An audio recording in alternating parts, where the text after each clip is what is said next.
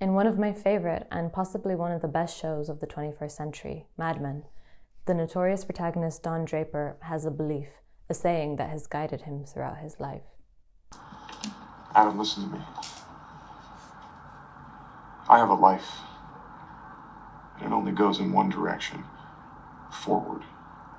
The idea that one has to keep moving forward or to move forward repeats itself multiple times throughout the series, as Don often repeats this advice to other characters in the show. When I first watched it, and even in the subsequent times after that, because I've watched it plenty of times, I often found the statement to be reflective of Don's inability to stop running and to face his difficult childhood and the traumas that have stemmed from it. His inability to do so is often the root of most of the issues that he faces in his personal life that crop up throughout the seasons of the show. While this sentiment may in part always ring true for the character of Don to a certain extent, recently this phrase has been on my mind a lot, and I've been wondering if there's more to it than it seems. In a way, he's right. As much as we might wish otherwise, we can't go back to the past and we can't change that which has already happened. Sometimes actually to continually return to the past or to a traumatic event, or even sometimes just to stay still, is to allow the painful memories or painful emotions to engulf us.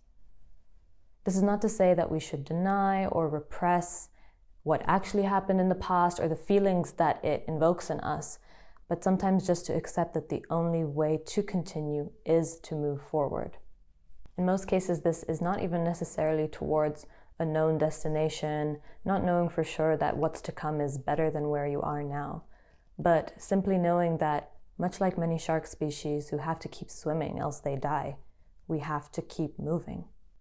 On that dramatic note, it feels like a good time to tell you that I'm Anushé, and today, on the first day of spring, I want to reflect on this past year, from March of last year to March of this year, what I've learned about movement and being in flux from some books that I've read, and how applying this to my day-to-day has really changed my life.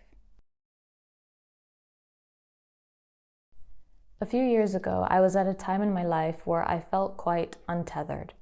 I didn't have to be in any particular place in the world. I didn't belong to any school or university or place of work. And within myself, I didn't have a very clear sense of my purpose or my direction. Around this time, I coincidentally picked up a copy of Jack Kerouac's On the Road, the original scroll version. So at the time, I didn't know that this isn't the version that most readers are familiar with. I learned from the book that originally Kerouac wrote this text in a 3-week, more or less uninterrupted stretch at his typewriter.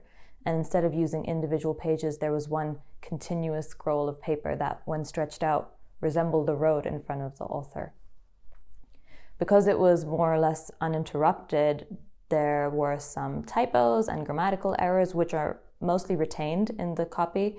There's very few paragraphs and no chapters or clearly defined sections to speak of. It was actually in this format that Kerouac wanted the text to be published, but his publishers understandably told him that he needed to edit the manuscript, not only to remove the typos and to make it easier for readers to digest, but Kerouac had actually used the real names of the individuals he had encountered in his travels, his friends, their partners, etc. So their identities also had to be protected for legal reasons. The Libra moon in me can also see why Kerouac refused initially. He wanted the book to represent the journey as he had experienced it. The mistakes made along the way had been retained, there was no contrivance, and even sections of dullness that sometimes we just have to power through were included. It took 6 years for Kerouac to finally come around and accept that he might need to edit the manuscript a little bit, but he did do so with a new publisher. So the identities of the original characters or people in his life were protected, and the book was a little bit easier to read. And that was the version of On the Road that most readers are familiar with. And it wasn't until decades later that this scroll version was made public. I bought my copy secondhand, and you can actually see there's a key, if I can find it, where the original owner of the book has kind of matched up the characters that they would have been familiar with the real life people who are mentioned in this scroll version. So this Penguin copy that I have has 4 introductions to the text, which I know seems daunting, but each of them was so well researched and well written. They individually helped my experience navigating the text. Without them, I think I would have been totally lost. And in one of them, by Howard Cunnell, a quote that has stayed with me throughout the years is movement as the means of self-transformation. And that's essentially what I took away from the experience of reading this text. After I finished reading the book for the first time, I wrote about it on my Bookstagram. I'll read a short part of the caption. In our individual searches for it, for God, as in Kerouac's case, for who we are, for some meaning or purpose, we expect to get to the answers eventually, as if they were waiting for us at a fixed destination. What this book has reaffirmed for me is it's not about knowing the end goal of where you hope to end up. Sometimes it's just as simple as getting on the road and seeing where it takes you. Another book that came into my life quite serendipitously when I was gifted it a few months ago is Flights by Olga Tokarczuk. I struggle to give this text any kind of name because it defies all conventional forms and genres, which should hardly be surprising given that the author is an Aquarius, known for their rule-breaking and revolutionary ways. Flights is a text of journeys and maps, tracing both the author's own travel experiences, people that she's encountered, interactions that she's witnessed, as well as retellings and journeys of unique travel experiences across the centuries. This is also a text in translation. So the original Polish title is Bieguny, which is very difficult to capture in English because it's actually the name of a 17th century Russian Orthodox sect that Tokarczuk mentions in the book. Essentially, they believe that human beings must constantly be in motion and moving. Otherwise, if we stop, that's when we are susceptible to the devil catching us and having his evil way with us. But I found it very unique because in that way, movement is almost a form of devotion, of prayer. And it reminded me of the whirling dervishes in the Sufi order who used the whirling and the movement as a way to connect with the divine. I'm still reading this one. I'm almost halfway through, if you can see. But one thing that's already really resonating with me is how all of these very unique experiences that she has and people that she's able to meet are facilitated by a sense of openness. Openness to being in situations that are perhaps a bit bizarre or unfamiliar or even uncomfortable. There are instances throughout the book where you get the sense that the author doesn't necessarily personally agree or align with the other individuals that she interacts with, but from a place of non-judgment and willingness to observe others as they are, rather than who she expects they should be, she is able to enrich the breadth and depth of her connections. And that's something which I feel I try to do in my life, but I think we can always do more of, so definitely something I would love to emulate. As far as I'm aware, aside from my name, Anushé, I don't have any connection to Persia or Iran, but around this time last year, I made the unilateral decision that Nowruz was the beginning of my new year. I was just really sick of starting the new year or having a new beginning in the dead of winter. It felt very wrong to me, whereas naturally within myself, I felt like a renewal or a rebirth happening around this time, and it makes sense with the seasons of the world. It was around this time last year that I picked up Rebecca Solnit's A Field Guide to Getting Lost. This book had been on my radar for months before this, but again, I think I picked it up exactly when I was meant to read it. I was having a lot of epiphanies and revelations while reading this book. It was certainly the time of realizing things for me. So it went on all my socials, on my Instagram, my Substack, and I just want to read a short bit of what I wrote then too. The state of being lost is almost always negatively connoted, as if it were antithetical to some place we should be.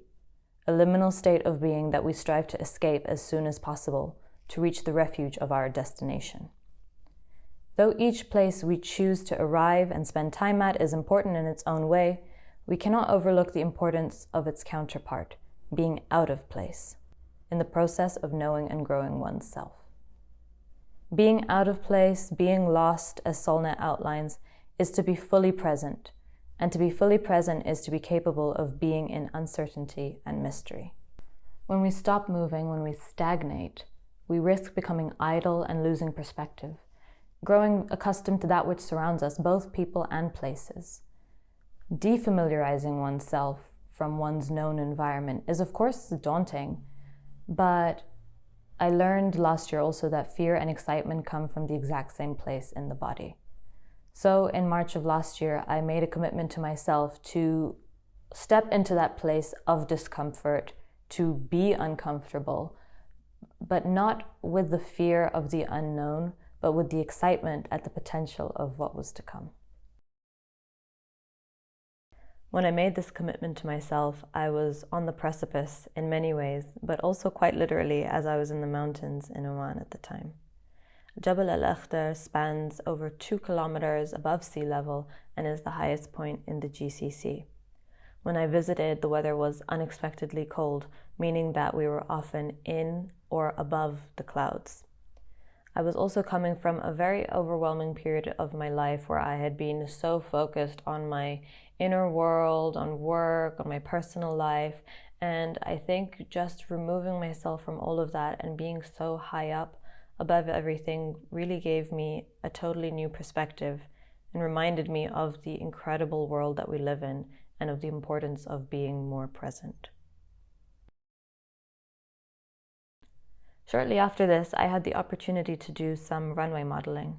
I had done a few photo shoots before, but with these you have the safety net of post-production and editing, whereas on the runway there is a live audience and everything happens right in front of them. This was also a time I was not feeling very good about myself, both inside and out, so I was definitely walking into this situation with some vulnerabilities and insecurities.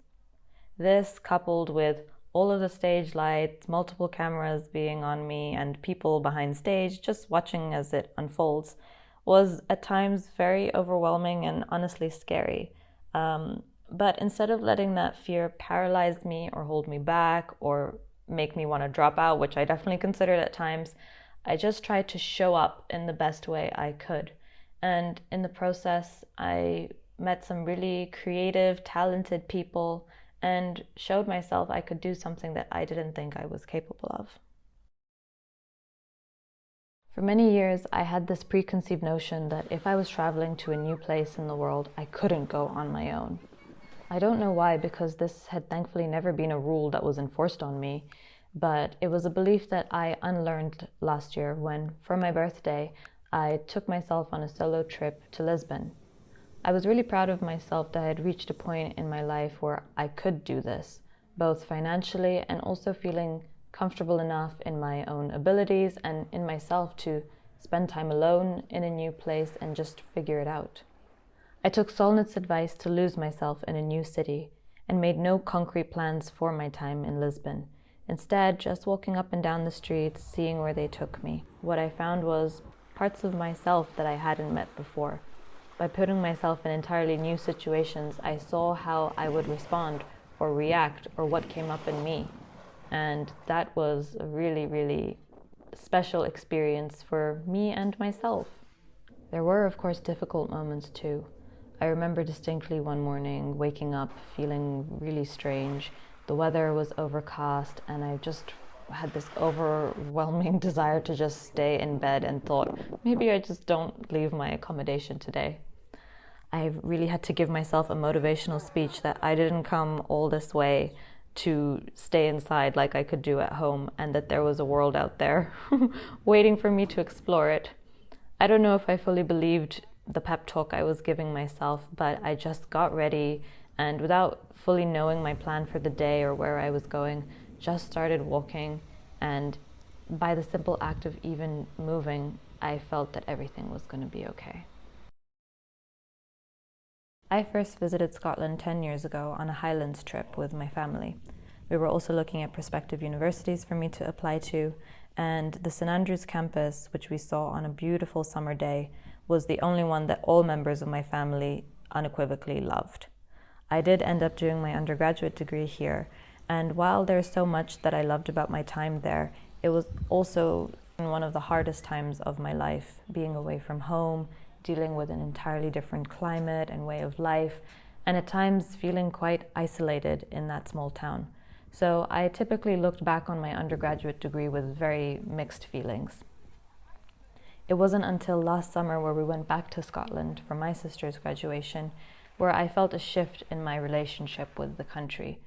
I saw it again how I had first seen it, in the summer, in the sun, and I felt a lot of ease and forgiveness coming in. I appreciated the difficult lessons that it had taught me and found a new way to relate to the country and the environment. Alongside changing my external surroundings, another form of movement that has made such a difference in my life is the act of simply moving my body. I began taking classes and attending events that even a few months before I would have thought were totally out of the realm of possibility for me. But I've met such an incredible community of people who are just so committed to their own well-being, and that's inspired me to make that same commitment to my health and showing up for myself in all ways possible. More and more, there's such a diverse range of artists coming to Dubai, and being able to attend their concerts and see them perform live has been such a source of inspiration for me too. And I want to continue to surround myself with people and things and experiences that inspire a sense of wonder and creativity in me. I know as we enter a new year, this often goes hand in hand with writing resolutions for all that we hope to accomplish in the coming months. And while I think it's so important to make our dreams and our goals tangible, to write these down, to bring them into reality, I also think it's equally important to look back and celebrate everything that we have accomplished. And I didn't do this until very recently. A few years ago, I began this practice of looking back at each year and reflecting on things that I was proud of myself for doing, things that I had never had the strength or the courage or the know-how to do before. And essentially, this is what this exercise has been, under the theme of movement. This journey is just beginning, and I'm really, really excited to see where it takes me. And I hope that you will consider joining me as the story unfolds. So please subscribe. You see that little thumbs up button, like, and leave a comment below letting me know how you felt if you are so inclined. Please take care, and I hope to see you very soon.